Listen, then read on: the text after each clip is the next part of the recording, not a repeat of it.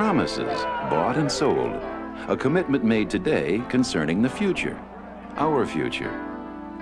The Chicago Board of Trade, bringing together people and promises.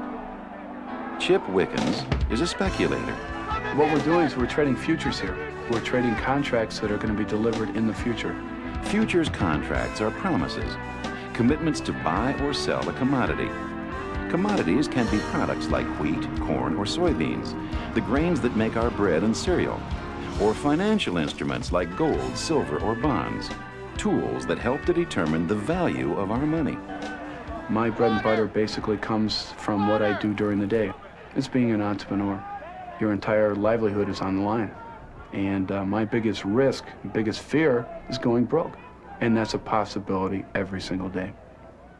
But Chip takes this risk because he usually makes a fair profit on his trades. Like most people in this market, he doesn't intend to take delivery of the product. He has no need for thousands of bushels of soybeans. In fact, very few actually take delivery because most use futures contracts as financial tools to help them manage money and hopefully to make a profit. Joy Ritt is a hedger. She trades for a food processing company that uses tons of grain.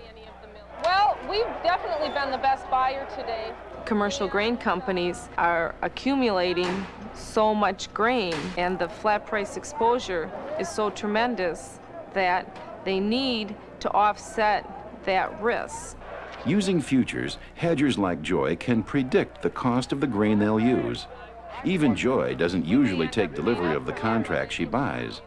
Joy is buying and selling a promise, which is the daily work of hedgers like Joy, speculators like Chip, and brokers like Paul Johnson.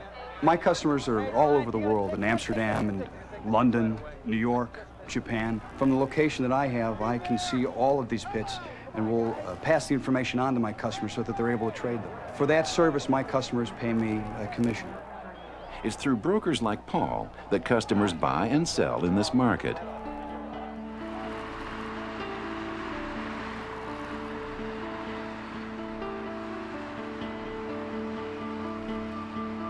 Jerry Gulke is a customer. He buys and sells on the futures market using a broker. Jerry raises corn, soybeans, and wheat on 2,000 acres of land near Rockford, Illinois. I think the main advantage we have as farmers is that we can get up in the morning and make one phone call and literally sell 100% of our production for that day and lock in that price, given the market conditions that we feel are right for us. I know of no other industry that has that privilege or that right. I spend approximately $250,000 to $300,000 on seed, fertilizer, and chemicals and land costs to plant my crop. I began planting in late April and early May, really not knowing what kind of outcome I'm going to have come fall at harvest time. The main worries that I have is weather. This year was an exceptional year. The rains came and just never left. If there was a day to plant, we had to run pretty much till we dropped in the field. And finally, about the middle to late June, we finished planting 2 to 3 weeks later than normal. In June, while he was still planting, Jerry sold a contract for 5,000 bushels of grain on the futures market. A futures contract is a legally binding agreement to buy or sell something in the future. In this case, his soybeans. This contract will help him manage the risks he faces, such as flooding, drought, insects, the unpredictability of nature, and what that could mean to his crop. Jerry calls his local broker to place an order to sell a contract for 5,000 bushels of soybeans. That broker calls the order into the exchange. Then a clerk takes the order. It's passed to a pit broker by a runner. The pit broker looks for another trader who wants to buy a contract for soybeans. A speculator buys it with the hope that the price of soybeans will go up, so he can sell this contract later on and make a profit. The order is written up. The completed sale is reported to Jerry's broker, who sends Jerry a fax confirming the price for his soybeans. Because the Board of Trade Clearing Corporation backs up every trade, Jerry can feel confident. Since 1925, no customer has lost money due to a default on a futures position. Jerry has now hedged his crop. This is a market transaction that's very different from how most of us buy and sell things. For example, we might buy a home and then sell it years later at a profit. But Jerry first sold his contract before anything existed, and then he bought it back later when the crop was ready to harvest. Suppose Jerry sold his soybeans at $1.50 per bushel in the spring. By fall, the futures price has dropped to $1 per bushel. Jerry buys back his soybean contracts, which gives him a 50-cent per bushel profit, a total of $2,500. He profits if he sells high and buys low. If I have a price that I feel is sufficient, giving the market conditions, I can hedge the grain, sell on the futures, and lock in a profit.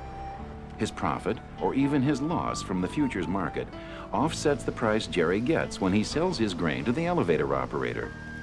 Futures help me stabilize the price I receive from my products I grow. The world is filled with risk. We take a risk every time we step outside our door. Some of those that we can prevent, some of those we can't. The futures help me pass off the price risk to someone else. In essence, it's kind of like an insurance policy that locks in a price and prevents me from losing from that point on. Futures markets are driven by hedgers, customers like Jerry Gulke, and traders like Joy Ritt. I grew up in Milwaukee. I had no idea about anything that went on in agriculture. I never thought about agriculture. I never thought about how food got to the table. I just took for granted that it was going to get there. I was intrigued by trading, and so got into agriculture that way. I love being a part of the Board of Trade. Trading futures can be very stressful, but there's a level of excitement that I truly enjoy. Both the farmer and the grain company, like the one Joy works for, want to stabilize and predict their prices. But just as important as hedgers, the market is also driven by speculators. Speculators take on the risk hedgers bring to the market. They can profit on price differences. It doesn't matter if they buy or sell first, as long as they buy low and sell high. Basically, I wanted to be a veterinarian and couldn't quite get through second year chemistry, so I decided that economics was what I wanted to do. I get in early and I do my homework at 6 in the morning and have a general idea what I want to do in the market, and then we come down and the bell rings, and what I try to do is buy or sell commodities and try to make a profit by the end of the day. The benefit of the Chicago Board of Trade is there are so many participants. If you want to buy, someone's here to sell. If you want to sell, someone's here to buy. It's this dynamic interaction of speculators and hedgers that allows for price discovery. Price discovery has historically been a key purpose of the board. The oldest and largest futures exchange in the world, the Chicago Board of Trade was founded in 1848. A group of merchants had the idea of creating a central marketplace that would resolve some pressing issues of that time. Close to the fertile farmlands of the Great Lakes, merchants faced crippling problems in managing supply and demand. At harvest time, Chicago's streets and waterways were choked with loads of grain as farmers went from merchant to merchant seeking the best price for their crops. Often, more grain was brought into the city than could be sold. Disappointed farmers were forced to abandon their crops due to the lack of adequate storage facilities. Often, as the grain spoiled, it was dumped into Lake Michigan. Prices for grain products fluctuated drastically during this period. Immediately after each year's harvest, when there was an abundance of grain, prices for bread and other grain products were low. Then, in late spring and early summer, when the harvest stocks had been depleted, prices rose sharply. The Midwest was desperately ready for a better way of doing business. And by 1865, the futures contract as we know it today was the standard for trading grain. The only part of the contract not standardized was the price.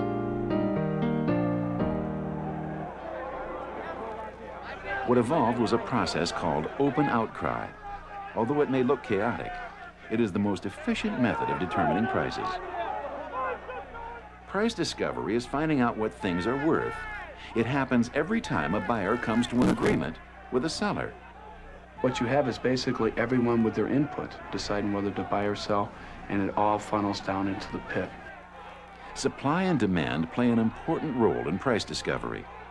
We had this flood, we had the drought, but you had both sides of the market deciding it was too high priced or not, not priced enough, and they're able to go forward and it's able to keep prices, general consumer prices, within a standard. If this was not here, it'd be tremendous fluctuations, up and down, back and forth. The flood impacted the markets in a number of different ways. First of all, the rain in general delayed planting. We lost a lot of acres, so that takes production way down. With late planting comes late development. We're watching weather all around the world 365 days a year. That's a major input for our markets.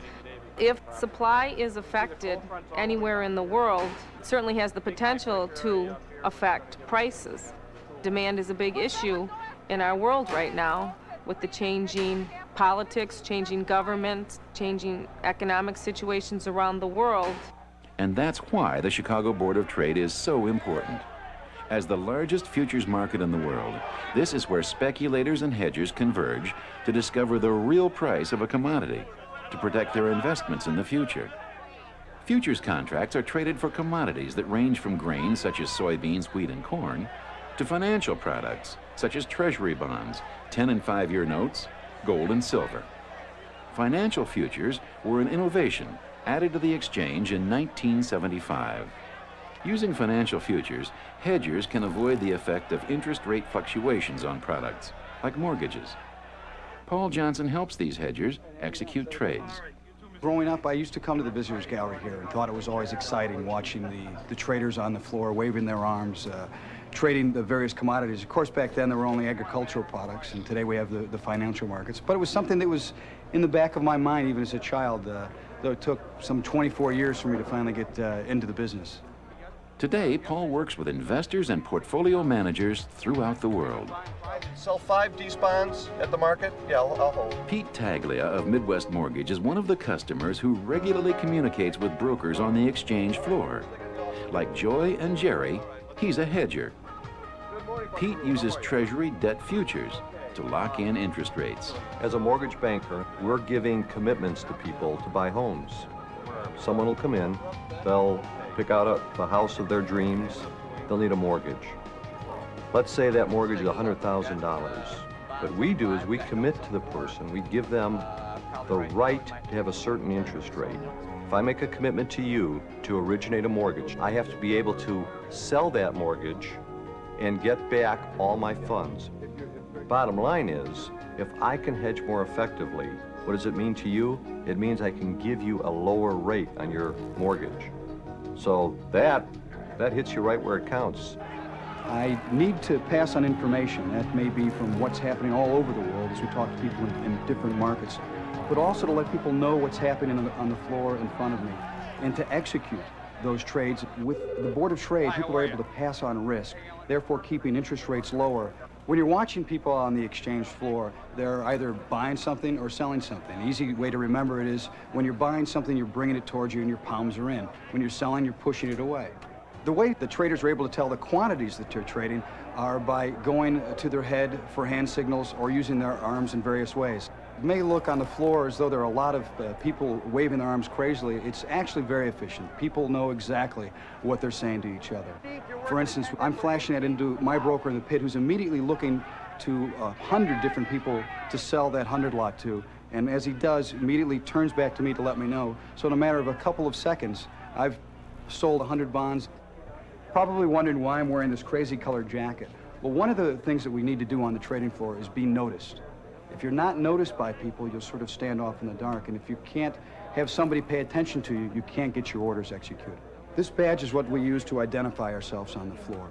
Traders will pick out letters that are personal to them. When traders trade with each other, this acronym is what they write down on the opposite side of a trade, so that when they take their cards up to the clearinghouse, they know who they traded with. While larger contracts are traded on the Chicago Board of Trade's agricultural and financial markets, members can also trade on the Mid-America Commodity Exchange using smaller contracts. They also have the added advantage today of instruments such as options, which give them the right, but not the obligation, to buy or sell futures contracts at a later date. Yet no matter the commodity or the size of the contract, accurate pricing and reduced risk-taking in this market translate into greater price stability in your market. New technologies that enhance the open outcry system now allow us to move from one financial center to another. The benefits of futures exchanges reach every sector of the world, including nations where market conditions create frequent price changes. Around the world, around the clock, the business day never ends. Every person here serves a vital function in the economic well-being of our society. To you, that means a better life, a healthier world economy, a window on your future.